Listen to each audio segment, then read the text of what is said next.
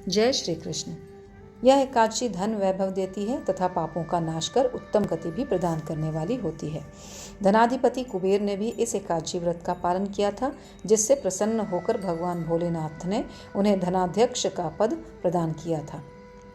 अर्जुन ने कहा, हे कमल नयन, अधिक मास के कृष्ण पक्ष में जो एकादशी आती है उसे किस नाम से जाना जाता है? श्री भगवान बोले, हे अर्जुन, अधिक मास के कृष्ण पक्ष की एकादशी का नाम परमा एकादशी है। इस एकादशी की पावन कथा जो कि महर्षियों के साथ काम्पिल्य नगरी में हुई थी, वह मैं तुमसे कहता हूँ, ध्यानपूर्वक श्रवण करो। काम्पिल्य नगरी में सुमेधा नाम का एक अत्यंत धर्मात्मा ब्राह्मण रहता था। उसकी स्त्री अत्यंत पवित्र तथा पतिव्रता थी। किसी पूर्व पाप के कारण वह दंपति अत्यंत दरिद्रता का जीवन व्यतीत कर रहे थे।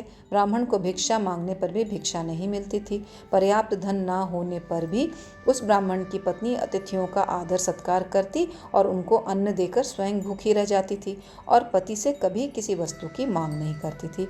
दोनों पति पत्नी घोर निर्धनता का जीवन व्यतीत कर रहे थे। एक दिन ब्राह्मण अपनी स्त्री से बोला, हे प्रिय, जब मैं धनवानों से धन की याचना करता हूँ तो वो मुझे नहीं देते हैं। गृहस्थ धन के बिना नहीं चलती, इसीलिए यदि तुम्हारी सहमति हो तो मैं परदेश जाकर कुछ काम करूं, क्योंकि विद्वानों ने कर्म की प्रशंसा की है।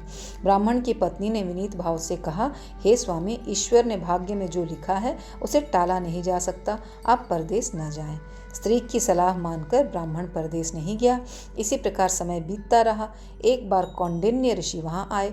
ऋषि को देखकर ब्राह्मण सुमेधा और उसकी स्त्री ने उन्हें प्रणाम किया और बोले, आज हम धन्य हुए, आपके दर्शन से आज हमारा जीवन सफल हुआ। ऋषि को उन्होंने आसन तथा भोजन दिया। भोजन देने के बाद ब्राह्मणी ने कहा, हे ऋषिवर, कृपा कर आप मुझे दरिद्रता का नाश करने की विधि बतलाइए। मैंने अपने पति को परदेश में जाकर धन कमाने से रोका है।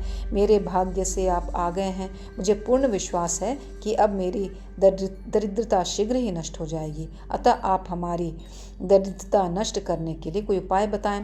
ब्राह्मणी की बात सुन कौंडिन्य ऋषि बोले, हे ब्राह्मणी, मलमास के कृष्ण पक्ष की परमा एकादशी के व्रत से सभी पाप, दुख और दारिद्रता नष्ट हो जाते हैं। कौंडिन्य ऋषि के वचन अनुसार ब्राह्मण और उसकी स्त्री ने परमा एकादशी का 5 दिन तक व्रत किया।